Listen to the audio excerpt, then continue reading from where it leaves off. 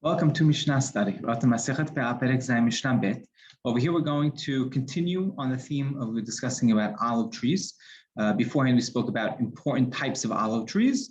Now we're going to segue on for a moment on to speaking about a regular olive tree, and then we'll see that the Tosefta, the Gemara, explains that the latter half of our Mishnah is going back to speak about the more important, noticeable or more important olive trees that we discussed in the first Mishnah. Zait shenimsa omed ben shalosh shurot shel shene malbenin ushchacho ena shicha. Zait sheyesh bo sa'atayim ushchacho eno shicha. B'me dvarim amurim bizman shelo yitchil bo. אבל אם התחיל בו, אפילו כזית נטופה בשעתו ושכחו, יש לו שיכה. כל זמן שיש לו תחתיו, יש לו בראשו, רבי מאיר אומר, משתהלך מחלק.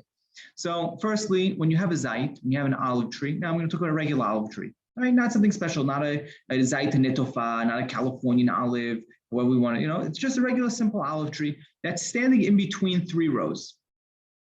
Each of these two rows has two malbenim, right? Two really, I would say, we explained this before, is just an open, area. That's the shape of a rectangle, right? So you can see the picture Rambam actually drew. You see there's three rows of olive trees in between two malbenim, and he forgot one. Now Rambam explains he forgot one of the middle ones, right? One of the middle ones are basically being hidden from the other olive trees. So he missed it because it was hidden, right? This goes back to a similar rule. Like we said, if an ani stands in front of a haystack, in front of wheat and hides it, it's not considered shikha. So to over here, the other olive trees were hiding this olive in the middle.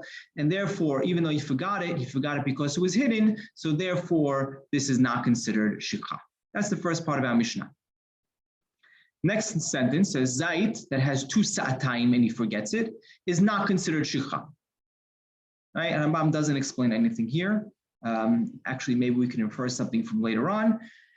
I would just point out, though, that in the Chibur, right, in the Mishneh Torah, already he says that any tree that you forget sa'atayim, right, if a person forgets sa'atayim in any type of tree, it doesn't matter what it is.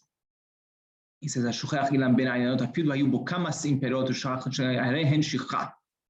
right? If he gets two trees, doesn't matter how many se'ot and how many se'im are there, it is considered shikha. So how come over here he's saying this olive tree is not shikha? Would an olive tree be different than all fruits? He seemingly said all fruits. So we could explain, I'd like to explain that this, what we're saying over here is zait that has two se'ah is not considered shikha, is specific to what we mentioned in last Mishnah. Not any type of olive. I think the pirush over here is speaking about a zait netofa, a specific type of olive tree.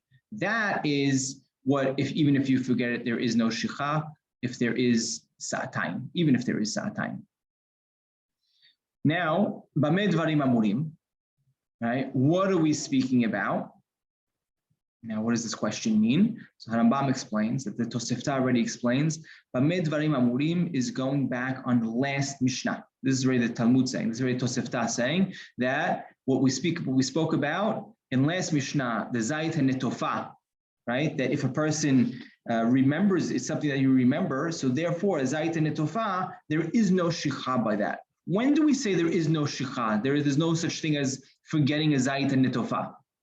When? Bizman shelo yitchil bo. If he didn't start to harvest it, but let's say he started to harvest the tree, afilu kezait and netofa b'sha'ato ushchacho yesh lo shikha. If he started to harvest the tree, then he forgets it afterwards, then there is shikha, because he already started to work on it. He knows that it's there, he started to work on it. It doesn't matter of its importance. At this point, if he forgot it once he started to harvest, then that is considered shikha. Next part of the Mishnah, Kozman sheyesh lo tahtav, this is a separate machlok between Rabbi Meir and Tanakama, of how long are the aniyim allowed to take harvest, basically pick the olives that, that fell, or even take the olives off the tree that was left over that were forgotten, right? How long do they have? So, Hachamim say, Kozman sheyesh lo tahtav yesh lo berosho, as long as there's some underneath right? He's allowed to take from the top as well. I'll explain what that means in a second. Rabbi Meir says, Mishtelech HaMehaveh, right? The mehaveh is basically this wooden bat that they would, bat the tree with, so all the olives would fall. Modern day, actually, if you look at it, they would take a machine. The machine would take, hold around the trunk of the tree, would shake the trunk of the tree, and all the olives would fall down. Over here, this was some type of bat that would hit the tree, either the trunk of the tree, or probably more of the anafim, the branches, and that would knock the olives off the tree. Right? It's called a mehaveh because it actually reveals what's hidden. Right? Mehaveh is lashon mechba, hidden. So this reveals, this bat reveals what's hidden, reveals all the olives. Now Rabbi Meir says, right? What's he saying? Mishtalech mehaveh. Once the mehaveh passes, that the aniyim are allowed to take shicha as long as there are fruits on the tree, as long as there are olives still on the tree, and not everything fell off of it. But once the mehaveh came and batted off all the olives off the tree, then the aniyim are no longer allowed to take. Right? Then the season's over. Then it's anyone could pick it. Right? It's not just the aniyims anymore. And Chachamim say the opposite. Until the fruits from under the tree are finished, right? Once all the fruits are, picked off the floor from under the tree, then the aniyim are no longer allowed to take what's on top, what's still on the tree. And halacha is not like Rabbi Meir, rather like Chachamim.